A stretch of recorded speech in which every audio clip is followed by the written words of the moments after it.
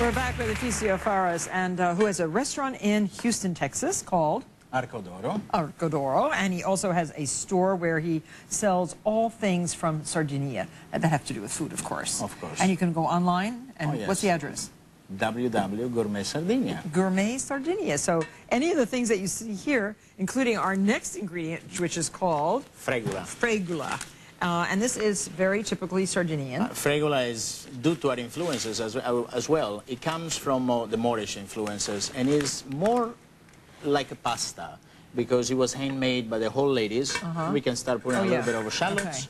We're going to make Fregula with wonderful asparagus, another native vegetable that grows up in the mountains. It grows up wild. Oh, boy. And in springtime right now, when I go for Easter, I'm going to have some fun just picking up some of the wild asparagus. But the Fregula was handmade. Like, I remember even being a kid, my grandmother used to, just with some spray bottle, just make it by hand and crumble, you know, and like friccare, which means rubbing.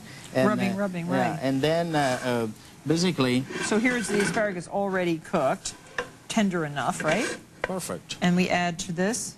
The Fregula. Okay. And we toast it a little more. It's toasted 2 times, this Fregula, and it's handmade by a Sardinian family, and he sends it to me every couple months. So it's made out of wheat?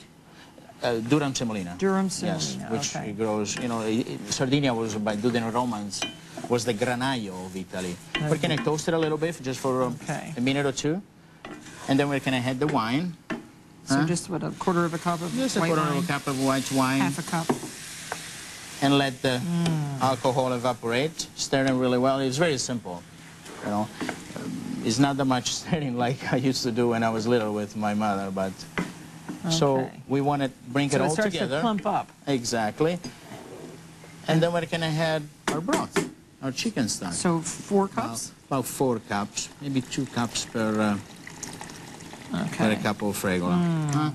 And you want to let it cook and stir it continuously for about 10 minutes. And we have a swap out over here that's so beautifully done. Oh my gosh. Look how puffy the Fregula becomes. Yeah. Oh, it's sort of like a couscous, like an Israeli couscous. Exactly. It looks like. That's the closest thing. Yeah. Remember, this one can be used also as a pasta or as a risotto. Yes, definitely. Then we can turn it off. Okay. And add some wonderful gorgonzola. Now, does gorgonzola also, is it made in Sardinia, gorgonzola, or not? As a matter of fact, they're making it right now, but originally it doesn't come from Sardinia. It comes from a little town in north of Italy, in Piemonte. Okay. So that's it. So we're going to just assemble all together. We're going to always... So not too much gorgonzola, but just enough for amazing flavor. To give a little flavor. And always drizzle at the end. Always. A little bit of... Sardinian olive oil, which you can also get online. Always, yeah. So this is it.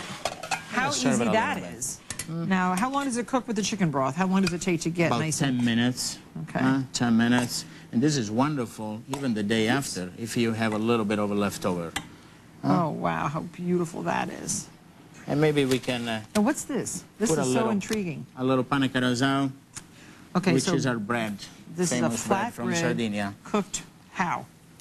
This one takes like about all night, you know, because it's a process. We go through, first we make it like a pizza dough, and then it puffs up in the oven with a high temperature, and then it's cut in circles and open, you know. As you can see, it has... So beautiful. It has 2, you know, it's like beautiful circles, you know. You see, you open in 2 pieces, and then it's toasted again. Toasted again. You know, as a matter of fact, there is a... When I was little, my grandmother used to test it. There were not thermometers at that time, so they used to test it with an eggplant to see the temperature of the oven, and would have become also that one a meal. Notice, I'm just eating, letting him talk. Just good. You have a lot of stories. You have a lot of stories to tell. Oh yes. And this is delicious. So Efisio wants everyone in our studio audience to make a Sardinian meal tonight. So you're all going home with his fabulous cookbook, Sweet Myrtle and Bitter Honey, and some Fregula also. So thank you very much. Thanks for sharing your recipes, and thank you for being such a great guest. I also brought a book for you. Oh, so good. Next time in Sardinia. Okay, definitely. Molto grazie. We'll be right back.